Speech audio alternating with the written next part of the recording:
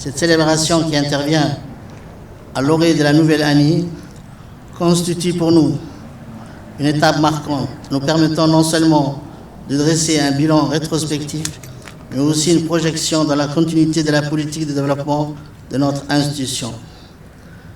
Je voudrais d'abord exprimer mes chaleureux remerciements à Son Excellence, Monsieur le Premier ministre, pour l'honneur qu'il nous fait à chaque fois en présidant cette cérémonie, malgré ses lourdes responsabilités. Mes sincères remerciements vont aussi à l'endroit de Monsieur le ministre de la Défense et à l'ensemble des membres du gouvernement, ainsi qu'à tous nos distingués invités qui nous honorent tous de leur présence, témoignant l'estime qu'ils accordent à la gendarmerie djiboutienne. Je tenais en premier lieu rendre un vibrant hommage et saluer la mémoire des camarades gendarmes tombés courant l'année écoulée, en service commandé ou arrachés à notre affection dans d'autres circonstances dramatiques. Ils nous ont certes quittés, mais nous ne les oublions pas. Et je prie Allah, le tout miséricordieux, pour le repos de leurs âmes.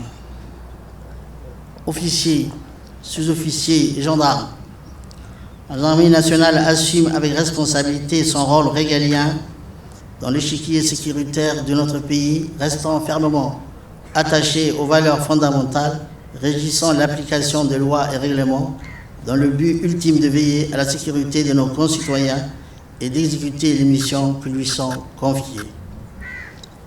Pour tenir sa place avec efficacité, la gendarmerie reste dans une dynamique constante de remise en question visant systématiquement la performance dans la conduite de ses missions et la gestion rigoureuse des moyens mis à sa disposition par le gouvernement. À travers un mécanisme d'évaluation continue de son action et une prise en compte des enseignements tirés lors de ses multiples engagements, pour ce faire, elle s'efforce de rester une gendarmerie moderne au diapason du développement technologique et en phase avec les phénomènes sécuritaires et l'évolution des tendances de la criminalité. Officiers, sous-officiers et gendarmes, les attributions de plus en plus importantes et diversifiées de la gendarmerie en matière sécuritaire qui consacrent la polyvalence de ses personnels témoignent de la confiance et de l'estime que son Excellence, Monsieur le Président de la République et son gouvernement placent en elle. Le commandement de la gendarmerie accorde une attention particulière au bien-être de ses personnels à travers la poursuite de ses programmes de renforcement des moyens et des équipements, de modernisation des infrastructures et d'amélioration des conditions de travail afin de permettre à toutes ces unités de maintenir ses performances. Je voudrais souligner quelques réalisations majeures menées à bien par l'institution en 2024. Au niveau national, je puis citer la construction d'un hôpital moderne disposant d'un large plateau technique capable de recevoir les besoins en prise en charge.